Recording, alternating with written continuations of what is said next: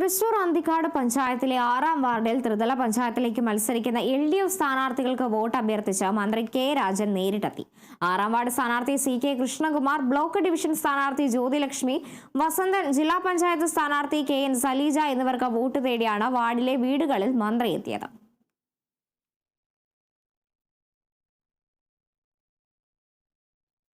പത്തനംതിട്ട നഗരസഭയിലെ തെരഞ്ഞെടുപ്പ് പ്രചാരണം ചാണ്ടി ഉമ്മൻ MLA ഉദ്ഘാടനം ചെയ്തു. നഗരസഭയിലെ 1, 2 വാർഡിലെ പ്രചാരണത്തിനാണ് അദ്ദേഹം എത്തിയത്.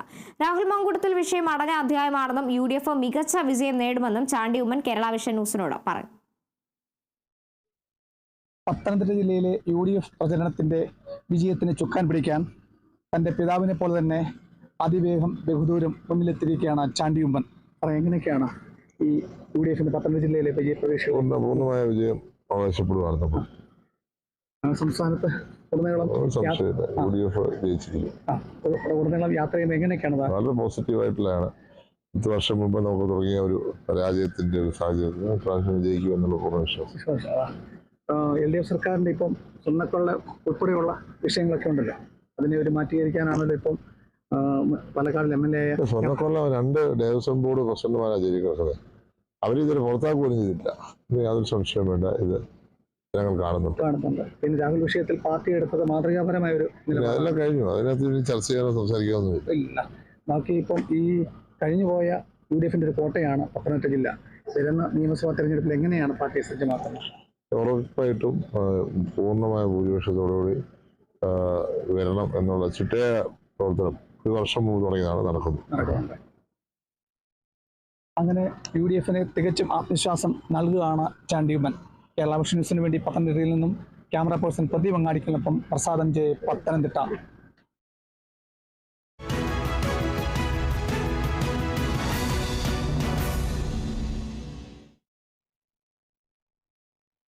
തൃശൂർ പേരാമംഗലത്ത് വഴിയിൽ ബൈക്ക് പാർക്ക് ചെയ്തതുമായി ബന്ധപ്പെട്ടുണ്ടായ തർക്കത്തെ തുടർന്ന് 3 പേരെ കുത്തിയ പ്രതി പിടിയിലായി. പേരാമംഗലം സ്വദേശി കൃഷ്ണ കിഷോറിനെയാണ് പേരാമംഗലം പോലീസ് അറസ്റ്റ് ചെയ്തത്. തിങ്കളാഴ്ച രാത്രി 9:30യോടെയായിരുന്നു സംഭവം. കൈപ്പറമ്പ് ഗ്രൗണ്ടിൽ നിന്നും ബാഡ്മിന്റൺ കളിച്ചതിനു ശേഷം തിരിച്ചു വരികയായിരുന്ന അച്ഛനും മകനും സുഹൃത്തും ഉൾപ്പെടെയുള്ള 3 പേരെയാണ് പ്രതി കൃഷ്ണ കിഷോർ കുത്തിയത്. പേരാമംഗലം സ്വദേശി ബിനീഷ്, മകൻ അഭിനവ്, സുഹൃത്ത് അഭിജിത്ത് എന്നിവർക്കായിരുന്നു കുത്തേറ്റത്. മൂവരും 2 സ്കൂട്ടറുകളിലായി വീട്ടിലേക്ക് വരുന്നതിനിടെ പ്രതി വഴിയിൽ ബൈക്ക് പാർക്ക് ചെയ്ത് നിൽക്കുകയായിരുന്നു.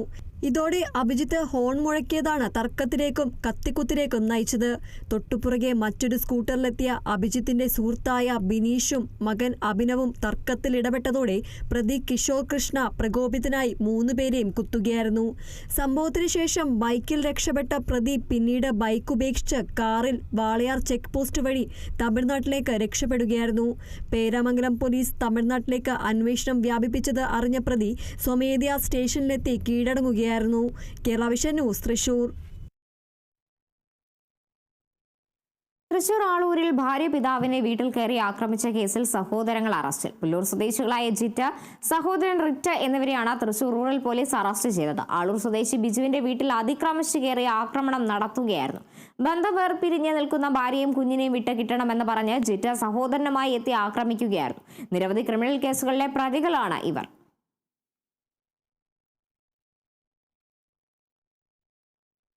കുന്നംകുളം കീഴൂർ കാർത്തിക മഹോത്സവം കൂട്ടിയെഴുന്നള്ളിപ്പിനിടെ കൂട്ടത്തല്ല. ഇന്നലെ വൈകുന്നേരം ഇന്നുമായി നടന്ന കൂട്ടിയെഴുന്നള്ളിപ്പിലാണ് ഇരുവിഭാഗങ്ങൾ തമ്മിൽ സംഘർഷമുണ്ടായത്.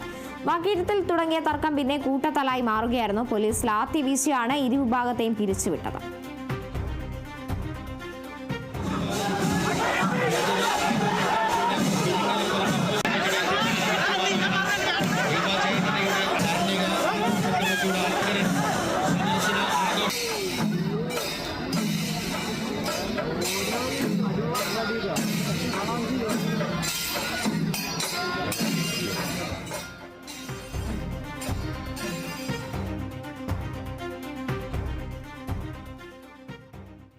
തൃശൂരിൽ ഹോൺ അടിച്ചതിനെ ചൊല്ലിയുള്ള തർക്കത്തിനിടെ 3 പേർക്ക് കുത്തേറ്റ സംഭവത്തിൽ പ്രതി പിടിയിലായി. കേച്ചേരി സ്വദേശി കൃഷ്ണ കിഷോറിനെയാണ് പേരാമംഗലം പോലീസ് പിടികൂടിയത്. തമിഴ്നാട്ടിൽ ഒളിവിൽ കഴിയുന്നതിനിടെയാണ് പ്രതി പിടിയിലായത്. മലപ്പുറം പെരിന്തൽമണ്ണയിൽ മാനസിക വെല്ലുവിളി നേരിടുന്ന 10ാം ക്ലാസ് വിദ്യാർത്ഥിയെ ലൈംഗിക പീഡനത്തിനിരയാക്കിയ ആത്മീയ ചികിത്സകനെ പോലീസ് അറസ്റ്റ് ചെയ്തു. മണ്ണാർക്കാട് സ്വദേശി മുഹമ്മദ് റഫീഖാണ് അറസ്റ്റിലായത്. പെരിന്തൽമണ്ണ പട്ടാമ്പി റോഡിലുള്ള ഇയാളുടെ ക്ലിനിക്കിലാണ് ആത്മീയ ചികിത്സ നടത്തിയിരുന്നത്. 2024 ഒക്ടോബറിൽ കുട്ടിയുടെ മുത്തശ്ശിയാണ് പെരിന്തൽമണ്ണയിലെ ചികിത്സയ്ക്ക് കൊണ്ടുവന്നത്. തുടർ ചികിത്സ കഴിഞ്ഞ് മാർച്ചിലെത്തിയപ്പോഴാണ് ലൈംഗികാതിക്രമം ആദ്യം നേരിടുന്നത്. പ്രതി ചികിത്സ നടത്തുന്ന കെട്ടിടത്തിലെ 2ാം നിലയിലെ അടച്ചിട്ട മുറിയിൽ കൊണ്ടുപോയി പീഡിപ്പിച്ചതായാണ് പരാതി. തുടർന്ന് 5 തവണ പ്രതിയിൽ നിന്ന് ലൈംഗികാതിക്രമം നേരിട്ടു. ഇക്കാര്യം കുട്ടി സ്കൂളിലെ സുഹൃത്തിനോട് പറയുകയായിരുന്നു. പാലക്കാട് ചൈൽഡ് ലൈനിൽ വിവരം കൈമാറിയതോടെയാണ് പ്രതിയെ പിടികൂടിയത്. ശേഷം കോടതിയിൽ ഹാജരാക്കി റിമാൻഡ് ചെയ്തു.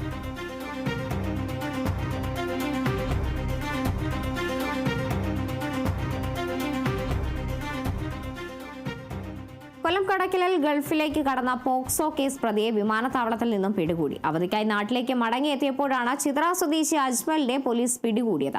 2024 ജൂൺ 18-ന് 14-കാരി വീടിനുള്ളിലെ ജനൽ കമ്പിയിൽ തൂങ്ങിയ നിലയിൽ കണ്ടെത്തിയ കേസിലാണ് അറസ്റ്റ്.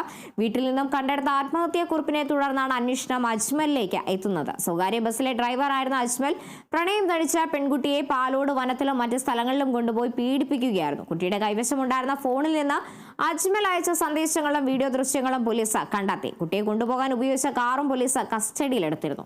പ്രതിയുടെ പേരിൽ പോക്സോ അടക്കം കേസ് ചുമത്തിയിരുന്നു. ഗൾഫിൽ നിന്ന് വ്യാഴാഴ്ച നാട്ടിലെത്തുമെന്ന വിവരം ലഭിച്ചതിനെ തുടർന്നാണ് പോലീസ് പ്രതിയെ കസ്റ്റഡിയിലെടുത്ത് അറസ്റ്റ് രേഖപ്പെടുത്തിയത്. ഇടുക്കി മൂന്നാറിൽ ബൈക്ക് മാറ്റിവെക്കുന്നതിനിടയിൽ കാൽ വഴുതി താഴേക്ക് വീണ് വ്യാപാരി മരിച്ചു. മൂന്നാർ GH റോഡിൽ ബേക്കറി നടത്തുന്ന ആന്റണി ജോർജാണ് മരിച്ചത്. കാർ പാർക്ക് ചെയ്യുന്നതിനായി ബൈക്ക് മാറ്റിവെക്കുന്നതിനിടയിൽ പുല്ലിൽ ചവിട്ടി കാൽ വഴുതി 30 അടി താഴ്ചയിലുള്ള റോഡിലേക്ക് വീഴുകയായിരുന്നു. ഉടൻ ആശുപത്രിയിൽ എത്തിച്ചെങ്കിലും രക്ഷിക്കാനായില്ല.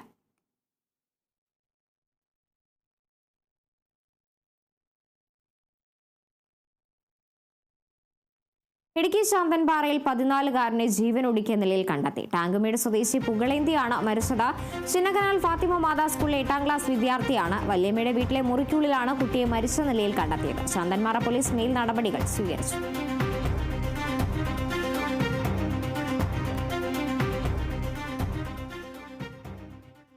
കരുവന്നൂർ പുഴയിൽ ചാടിയാളുടെ മൃതദേഹം കണ്ടെത്തി. കരുവന്നൂർ സ്വദേശി അബ്ദുൾ സത്താറാണ് മരിച്ചത്. ഇന്നലെ 3 മണിയോടെയാണ് ഇയാൾ കരുവന്നൂർ വലിയ പാലത്തിന് സമീപം മൂർക്കനാട് റോഡിലെ ആറാട്ടുകടവിൽ നിന്നും പുഴയിലേക്ക് ചാടിയത്. ആറാട്ടുകടവിൽ ഇയാളുടെ വസ്ത്രം, ഫോണ്, ചെരുപ്പ് എന്നിവ കണ്ടെത്തിയിരുന്നു. ഇരിങ്ങാലക്കുട ഫയർഫോഴ്സിന്റെ നേതൃത്വത്തിൽ ഇന്നലെ അർദ്ധരാത്രി വരെ തെരച്ചിൽ നടത്തിയെങ്കിലും മൃതദേഹം കണ്ടെത്താനായിരുന്നില്ല. ഇന്ന് രാവിലെ തൃശൂരിൽ നിന്നും സ്കൂബ ടീം എത്തി തെരച്ചിൽ നടത്തിയാണ് കടവിന് സമീപത്ത് നിന്നും മൃതദേഹം കണ്ടെത്തിയത്.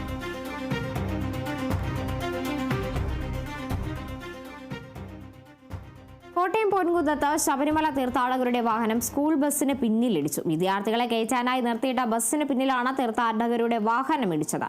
ബസ് ഓടയിലേക്ക് ചരിഞ്ഞു. പാലാ പൊൻകുന്നം റോഡിലെ 1-ാം മൈലിലാണ് അപകടം. കാഞ്ഞിരപ്പള്ളി സെന്റ് മേരീസ് ഗേൾസ് ഹൈസ്കൂളിലെ ബസ്സാണ് അപകടത്തിൽപ്പെട്ടത്.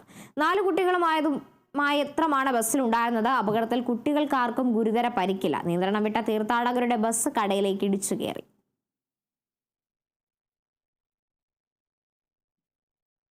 തൃശൂർ ചെമ്പോത്രയിൽ യുവാവിനെ റോഡരികിൽ മരിച്ച നിലയിൽ കണ്ടെത്തി. കനാൽപുറം സ്വദേശി രതീഷാണ് മരിച്ചത്. PG പോലീസ് സ്ഥലത്തെത്തി പരിശോധന ആരംഭിച്ചു. മരണകാരണം ഇതുവരെ വ്യക്തമായിട്ടില്ല.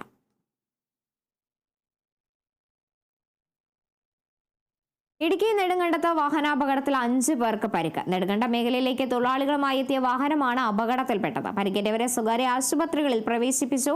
അമിത വേഗതയിലെത്തിയ വാഹനം ഒടുവിൽ നിയന്ത്രണം നഷ്ടപ്പെട്ട് സമീപത്തുള്ള ഏലത്തോട്ടത്തിലേക്ക് പതിക്കുകയായിരുന്നു.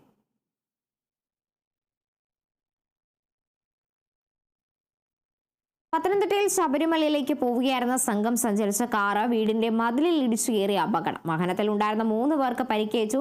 Kaipattoor police finger print bureau സ്റ്റേഷന് എതിർവശത്തുള്ള വീടിന്റെ മതിലിലാണ് കാർ ഇടിച്ചു കയറിയത്. പരിക്കേറ്റ എല്ലാവരെയും പത്തനംതിട്ട താലൂക്ക് ആശുപത്രിയിൽ എത്തിച്ചു.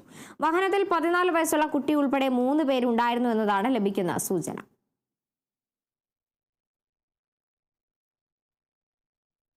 നിയമസഭാ തെരഞ്ഞെടുപ്പിന് മുമ്പ് UDF തകരുമെന്ന് CPM പോളിറ്റ് ബ്യൂറോ അംഗം A. വിജയരാഘവൻ. നിലമ്പൂർ ഉപതെരഞ്ഞെടുപ്പിൽ വാഹനത്തിന്റെ മുൻനിരയിൽ നിന്നും പ്രചരണം നയിച്ച രാഹുൽ മാങ്കൂട്ടത്തിൽ കോടതിയിൽ കീഴടങ്ങാൻ ഓടിക്കൊണ്ടിരിക്കുകയാണെന്നും വിജയരാഘവൻ പറഞ്ഞു. നിലമ്പൂർ LDF തെരഞ്ഞെടുപ്പ് റാലിയും പൊതുയോഗവും ഉദ്ഘാടനം ചെയ്ത് സംസാരിക്കുകയായിരുന്നു അദ്ദേഹം.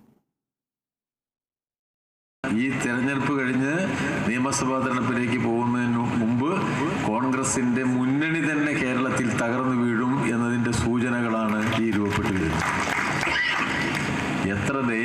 എന്താണ് UDFന്റെ സ്ഥിതി എന്ന് നിങ്ങൾ ആലോചിച്ചാൽ മതി.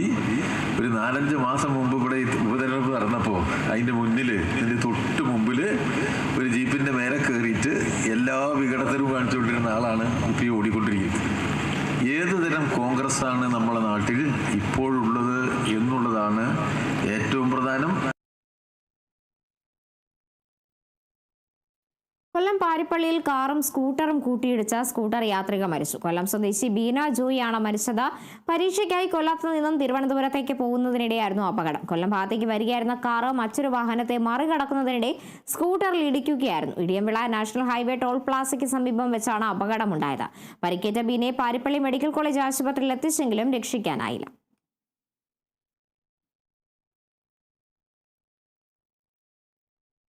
CPM വിമത സ്ഥാനാർത്ഥിക്ക് വാഹനാപകടത്തിൽ ഗുരുതര പരിക്കേറ്റു. തൃശൂർ മാള പഞ്ചായത്ത് 9-ാം വാർഡ് സ്ഥാനാർത്ഥി TP രവീന്ദ്രനാണ് പരിക്കേറ്റത്. രവീന്ദ്രൻ സഞ്ചരിച്ച സ്കൂട്ടറിൽ കാർ ഇടിച്ചാണ് അപകടമുണ്ടായത്. അപകടത്തിൽ രവീന്ദ്രന്റെ 6 വാരിയെല്ലുകൾ ഒടിഞ്ഞു. കാലിനും ഗുരുതരമായി പരിക്കേറ്റ രവീന്ദ്രനെ തൃശൂർ സൺ ആശുപത്രിയിൽ പ്രവേശിപ്പിച്ചു. മാള പഞ്ചായത്ത് പ്രസിഡന്റായും ബ്ലോക്ക് പഞ്ചായത്ത് സ്റ്റാൻഡിംഗ് കമ്മിറ്റി ചെയർമാനുമായി പ്രവർത്തിച്ചിരുന്ന രവീന്ദ്രന് CPM സീറ്റ് നിഷേധിച്ചതോടെയാണ് വിമതനായി മത്സരരംഗത്തെത്തിയത്.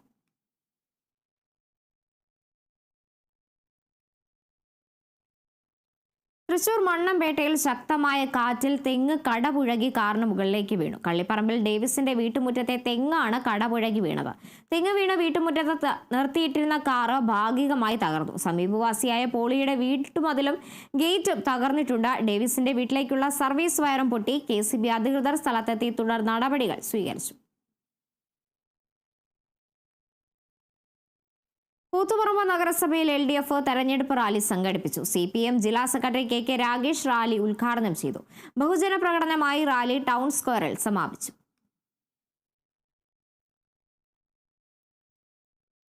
മലപ്പുറം തിരുവാലി ടൗണിൽ ശക്തമായ മഴയിലും കാറ്റിലും മരം കടപുഴകി റോഡിലേക്ക് വീണ് ഗതാഗതം തടസ്സപ്പെട്ടു. 15 മിനിറ്റോളം ഗതാഗതം പൂർണ്ണമായും തടസ്സപ്പെട്ടു. തിരുവാലി ഫയർഫോഴ്സ് യൂണിറ്റ് സ്ഥലത്തെത്തി മരം മുറിച്ചു മാറ്റിയതോടെയാണ് ഗതാഗതം സാധാരണ നിലയിലായത്.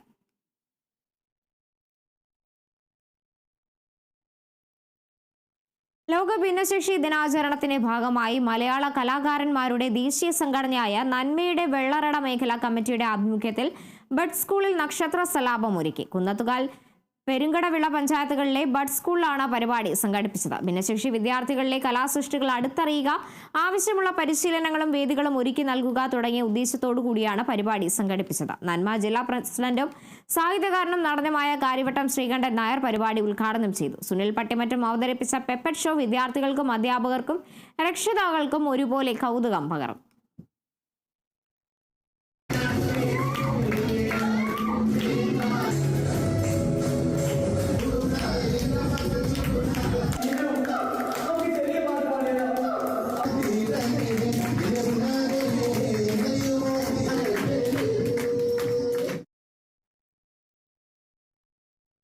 തൃശൂർ അന്തിക്കാട് ചെളിവെള്ളം നിറഞ്ഞ തോട്ടിൽ നിന്നും മലമ്പാമ്പിനെ പിടികൂടി. 10 അടി നീളമുള്ള പാമ്പിനെയാണ് പിടികൂടിയത്. തെരഞ്ഞെടുപ്പ് പ്രചരണം നടക്കുന്നതിനിടെയായിരുന്നു സംഭവം. തളിക്കുളം അനിമൽ സ്ക്വാഡ് എത്തിയാണ് പാമ്പിനെ പിടികൂടിയത്.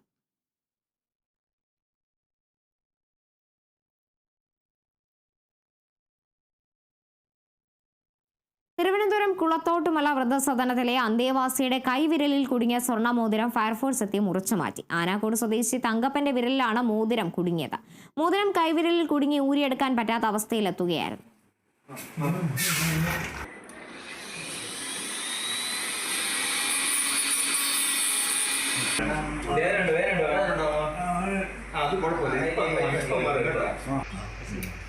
റെഡിയാക്കാമേ മാമി വൈകുന്നേരം വരെ നമുക്ക് കൊടുക്കണം കേട്ടോ. നീ എങ്ങനെ കൊടുക്കുമല്ലോ. തൃശൂർ റെയിൽവേ സ്റ്റേഷൻ പരിസരത്ത് ഉബർ ടാക്സി ഡ്രൈവർമാരും തമ്മിൽ സംഘർഷമുണ്ടായി. റെയിൽവേ പരിസരത്ത് പാർക്ക് ചെയ്ത യാത്രക്കാരെ എടുക്കാൻ പെർമിറ്റില്ല എന്നാരോപിച്ച ടാക്സി ഡ്രൈവർമാർ തങ്ങളെ കയ്യേറ്റം ചെയ്യുകയായിരുന്നുവെന്ന് ഉബർ ടാക്സി ഡ്രൈവർമാർ പറഞ്ഞു. ഉബർ ടാക്സിക്കാർ പകുതി നിരക്ക് ഈടാക്കുന്നത് മൂലം തങ്ങൾ പ്രതിസന്ധിയിലാണെന്ന് ടാക്സി ഡ്രൈവർമാർ ആരോപിച്ചു. പോലീസ് സ്ഥലത്തെത്തി ഇരുകൂട്ടരെയും അനുനയിപ്പിച്ച സംഘർഷം ഒഴിവാക്കി. മെയിനായിട്ട് ഉണ്ടാക്കുന്നത് നുണപ്രചരണങ്ങളാണ്. ഇന്നലെ ഒരു തല തല്ലി പൊളിച്ച് പറഞ്ഞിട്ട് അഡ്മിറ്റ് ആയിട്ട് അവനെ എല്ലാം പോയിട്ട് അവനായിട്ട് ഇറങ്ങി വെല്ലുവിളിക്കുക ചെയ്ത് ഇതൊക്കെ ഒരു പിന്തുണ കൊണ്ടുകൊണ്ട് അവൻ വെല്ലുവിളിക്കുക. ഇപ്പോൾ ഒരു കൂട്ടം ആൾക്കാർ വന്നിട്ട് ഞങ്ങൾ റെയിൽവേയിൽ ഇന്ത്യൻ റെയിൽവേയുടെ ഇതിൽ പാർക്കിംഗ് ഫീസ് കൊടുത്ത് കിടക്കാൻ ഞങ്ങൾ പരമ്പരാഗത ടാക്സിക്കാരുടെ മേലെ മെക്കെട്ട് കയറാൻ വന്നിരിക്കുന്നവർ. അവർക്ക് വന്യ ശക്തികളുടെ പിന്തുണ ഉണ്ട്. ഞങ്ങൾ പാവപ്പെട്ടവർ ഇവിടെ തൊഴിൽ നശിച്ചുകൊണ്ടിരിക്കുക ഈ ഒരു കാലഘട്ടത്തിൽ. ഇതിന് സർക്കാർ നിയമം കൊണ്ടുവന്നേ പറ്റുള്ളൂ. റെയിൽവേയിൽ വ്യക്തമായി പറഞ്ഞാൽ ടാക്സികൾ ഒരു 75 ടാക്സികളുണ്ട്. ഇവരൊരു വർഷം ഒരു 12,000 അടയ്ക്കുന്നുണ്ട് ഈ റെയിൽവേക്ക്. അങ്ങനെ ഒരു നല്ലൊരു തുക നമ്മൾ റെയിൽവേക്ക് അടയ്ക്കുന്നുണ്ട്. നമ്മളിന്ന് വെച്ചാൽ ഇവിടുന്ന് കിട്ടുന്ന ഓട്ടങ്ങൾക്ക് വേണ്ടി നമ്മൾ ഈ പൈസ അടയ്ക്കുന്നത്. നാളിതുവരെ നമുക്ക് കുഴപ്പമില്ല, ഓട്ടങ്ങളൊക്കെ ഉണ്ടായിരുന്നു. പക്ഷേ ഇപ്പോൾ ഊബറുകളുടെ വരവോടി നമ്മൾ ഓട്ടം നിന്നു. നമ്മൾ പറയുന്നത് നമ്മൾ നോർമൽ ഗവൺമെൻറ് റേറ്റാണ് നമ്മൾ ഓടുന്നത്. അതിനുള്ള നേർപ്പകുതിക്ക് ഇവർ പോകുന്നതുകൊണ്ടാണ് നമുക്ക് തീരെ ഓട്ടം കുറഞ്ഞത്. ഇവർ വന്നിട്ട് ഇപ്പോൾ ഞങ്ങൾ പറഞ്ഞ പ്രശ്നങ്ങളൊക്കെ ഒഴിവാക്കാൻ വേണ്ടി ശരി റെയിൽവേയുടെ ഊബർ കുറച്ച് മാറി പാഴ്സൽ പിക്കപ്പ് എടുക്കാൻ പറഞ്ഞു. ഞങ്ങൾ സമ്മതിച്ചു, ശരി കുറച്ച് മാറിയിട്ട് എടുത്തോട്ടെ പറഞ്ഞു. പക്ഷേ അവർ അവിടെ നിന്ന് എടുക്കാൻ തയ്യാറല്ല. കസ്റ്റമർ എവിടെ നിന്ന് നിൽക്കുന്നത് അവിടെ നിന്ന് ഞങ്ങൾ എടുക്കുന്നതാണ് അവർ പറഞ്ഞത്. അത് പറഞ്ഞിട്ട് ഇപ്പോൾ ഗുണ്ടായിസാണ് പറഞ്ഞത്. ഇപ്പോൾ എല്ലാ ഊബറുകാരും വന്നിട്ട് എടുത്തോ, ഞങ്ങളിവിടെ ഇഷ്ടം പോലെ ഞങ്ങളിവിടെ ഒരാൾ ചോദിക്കില്ല, ഗുണ്ടായിസാണ് ഇത്ര വന്ന് കാണിച്ചുകൊണ്ടിരുന്നത്. മുൻകൂർ ജാമ്യം കോടതി നിഷേധിച്ചതോടെ രാഹുൽ മാങ്കൂട്ടത്തിലിനെ പാർട്ടിയിൽ നിന്ന് പുറത്താക്കിയത് നേട്ടമായിട്ടാണ് കോൺഗ്രസ് നേതാക്കൾ കാണുന്നത്.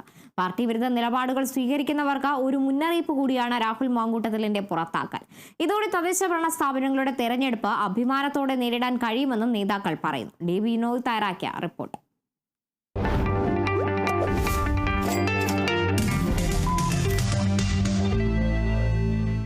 2024 ഡിസംബർ 4 കേരളത്തിൽ ഒരു പുതിയ MLA പാലക്കാട് നിന്നും പാർട്ടി പ്രതീക്ഷിച്ചതിനപ്പുറത്തേക്ക് വലിയ ഭൂരിപക്ഷത്തോടുകൂടി വിജയിച്ച രാഹുൽ മാങ്കൂട്ടത്തിൽ കേരള നിയമസഭയിൽ നിയമസഭാ സാമാജികനായി ചുമതലയേൽക്കുന്നു. പിന്നീട് വലിയ തരത്തിലുള്ള പോരാട്ടങ്ങൾ രാഷ്ട്രീയപരമായി നിയമസഭയ്ക്കകത്തും പുറത്തുമൊക്കെ യൂത്ത് കോൺഗ്രസ് അധ്യക്ഷ നിലയ്ക്കുമൊക്കെ രാഹുൽ മാങ്കൂട്ടത്തിൽ നടത്തിയ സമരങ്ങൾ, അതുപോലെ തന്നെ അദ്ദേഹത്തിൻ്റെ ചാനൽ ചർച്ചകളിലെടുത്ത തീരുമാനങ്ങളൊക്കെ തന്നെ എല്ലാവരും ശ്രദ്ധിക്കപ്പെട്ടു. അടുത്ത ഡിസംബർ 4 ആയപ്പോഴേക്കും, കൃത്യം 1 വർഷം പിന്നിട്ടപ്പോഴേക്കും രാഹുൽ മാങ്കൂട്ടത്തിൽ പാർട്ടിയിൽ നിന്ന് പുറത്തേക്ക്. കോൺഗ്രസിന് ഒരിക്കൽ പോലും അംഗീകരിക്കാൻ കഴിയാത്ത കോൺഗ്രസ് നയങ്ങൾക്ക് വിരുദ്ധമായ ചില ചെയ്തികൾ, ചില പ്രവൃത്തികൾ കൊണ്ടാണ് രാഹുൽ മാങ്കൂട്ടത്തിന് പുറത്തേക്ക് പോകേണ്ടി വന്നത്. ഒന്നിലധികം യുവതികളുടെ പരാതികൾ, അതും പാർട്ടി പലപ്പോഴായി പാർട്ടിയുടെ മുന്നിലെത്തിയ പരാതികൾ ആദ്യഘട്ടത്തിലൊന്നൊക്കെ തന്നെ വലിയ തരത്തിൽ പരിഗണിക്കാതിരുന്നെങ്കിൽ തന്നെയും ശബ്ദരേഖകളായി ചാനലുകളിലൂടെ പുറത്തു വരാൻ തുടങ്ങിയതോടെ പാർട്ടി ഇടപെട്ടു. പാർട്ടിക്ക് ഇടപെടേണ്ടി വന്നു. മുതിർന്ന നേതാക്കന്മാർ ശക്തമായി രാഹുൽ മാങ്കൂട്ടത്തിനെതിരെ തിരിഞ്ഞു. അപ്പോഴൊക്കെയും ചില സഹായഹസ്തങ്ങൾ രാഹുൽ മാങ്കൂട്ടത്തിന് പിന്നാലെ ഉണ്ടായിരുന്നു. പക്ഷേ കഴിഞ്ഞ ദിവസങ്ങളിൽ പെൺകുട്ടിയുടെ ശബ്ദരേഖ മറ്റൊരു രൂപത്തിൽ പുറത്തു വന്നതോടുകൂടി, അതായത് വലിയ തരത്തിലുള്ള ലൈംഗിക അതിക്രമത്തിനും അതിനപ്പുറം ഗർഭവതിയായിരുന്ന സമയത്തും ബലാത്സംഗത്തിന് ഇരയായി എന്നൊക്കെയുള്ള ശബ്ദരേഖകൾ പുറത്തു വന്നതോടുകൂടി തന്നെ രാഹുൽ മാങ്കൂട്ടത്തിൽ എന്ന് പറയുന്ന രാഷ്ട്രീയ നേതാവ് അയാളുടെ ഭാവി അവിടെ അടയുകയായിരുന്നു. പാർട്ടി അന്നു തന്നെ ഒരു തീരുമാനത്തിലേക്ക് കടന്നു എന്നാണ് നമുക്ക് മനസ്സിലാക്കാൻ കഴിയുന്നത്. മുതിർന്ന നേതാക്കന്മാരുടെ കണ്ണിലെ കരടായി മാറിയ രാഹുൽ മാങ്കൂട്ടത്തിൽ ഒരുപക്ഷെ ആദ്യഘട്ടത്തിൽ പ്രവർത്തന ശൈലി കൊണ്ടായിരിക്കാം രാഷ്ട്രീയ നേതാക്കന്മാരുടെ മുതിർന്ന നേതാക്കന്മാരുടെ മുന്നിൽ കണ്ണിലെ കരടായതെങ്കിൽ പിന്നീട് വലിയ കാലതാമസമില്ലാതെ ചെയ്തികൾ, പ്രവൃത്തികൾ, അയാളുടെ പോക്കുകൾ അല്ലെങ്കിൽ അയാളുടെ പ്രവൃത്തികളിലൊക്കെ ഉണ്ടായ വീഴ്ചകളിൽ നിന്ന് തന്നെയാണ് നേതാക്കന്മാരുടെ മുന്നിൽ ഉയർന്നു നിൽക്കുവാൻ കഴിയാത്ത തരത്തിലേക്ക് രാഹുൽ മാങ്കൂട്ടത്തിൽ അധപ്പതിക്കുകയായിരുന്നു.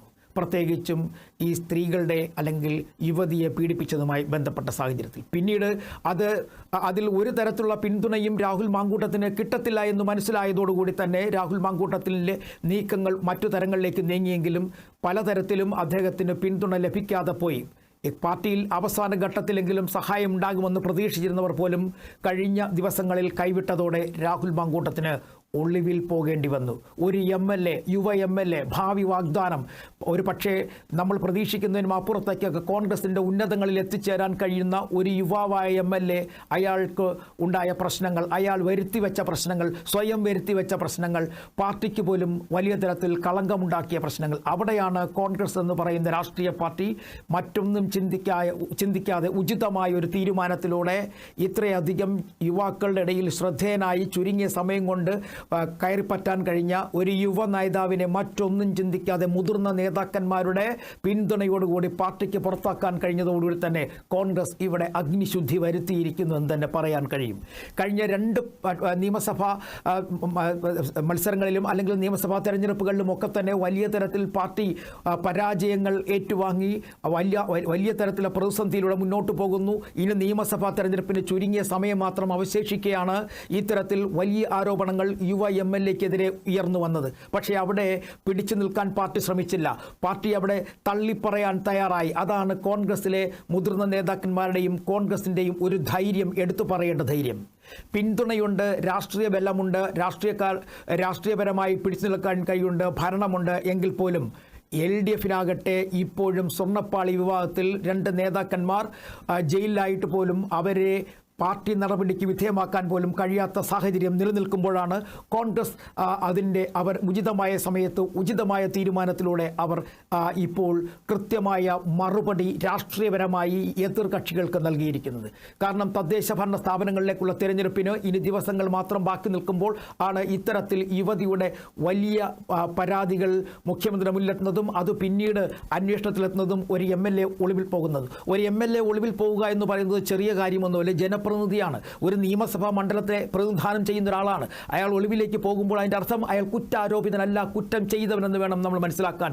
അത്തരത്തിൽ പാർട്ടിക്ക് അങ്ങോട്ടും ഇങ്ങോട്ടും അനങ്ങാൻ വയ്യാവുന്ന സമയത്ത് KPCC-യും AICC-യും ഒരുമിച്ചെടുത്ത തീരുമാനം ശ്ലാഘനീയം എന്ന് തന്നെ നമുക്ക് പറയാൻ കഴിയും.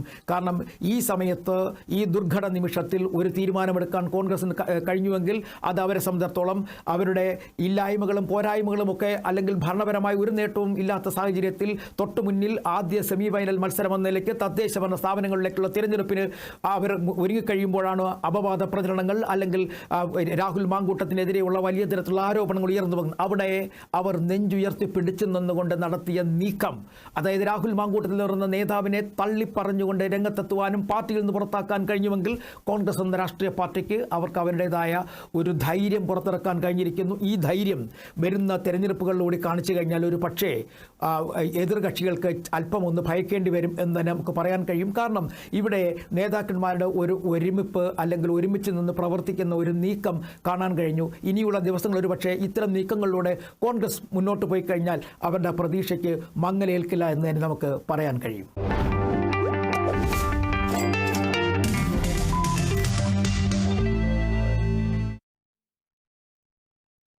റിസർവ് ബാങ്കിന്റെ പണവായ്പാ നയം പ്രഖ്യാപിച്ചു. പലിശ നിരക്ക് 0.25% കുറച്ചു. 5.25% പുതിയ നിരക്ക്. വാഹന വായ്പാ പലിശ നിരക്കുകളും കുറയും. രൂപയുടെ മൂല്യത്തകർച്ച കേന്ദ്ര ബാങ്ക് കണക്കിലെടുത്തില്ല.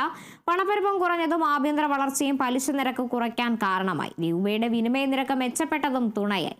തുടർച്ചയായ 3-ാം തവണയാണ് റിസർവ് ബാങ്ക് പലിശ നിരക്ക് കുറയ്ക്കുന്നത്. പണപ്പെരുപ്പം പ്രതീക്ഷിച്ചതിലും കുറഞ്ഞു. നിലവിലെ പണപ്പെരുപ്പം 0.25%. അതിനിടെ രൂപയുടെ വിനിമയ മൂല്യത്തിൽ വർധന രേഖപ്പെടുത്തി. ഡോളറിനെതിരെ 20 പൈസ വർദ്ധിച്ചു. 89.69 രൂപയാണ് നിലവിലെ വിനിമയ നിരക്ക്. 2025-ൽ തുടർച്ചയായി 4-ാം തവണയാണ് പലിശ കുറയ്ക്കുന്നത്. ഇതുവരെ 1.25% പലിശയാണ് കുറച്ചത്.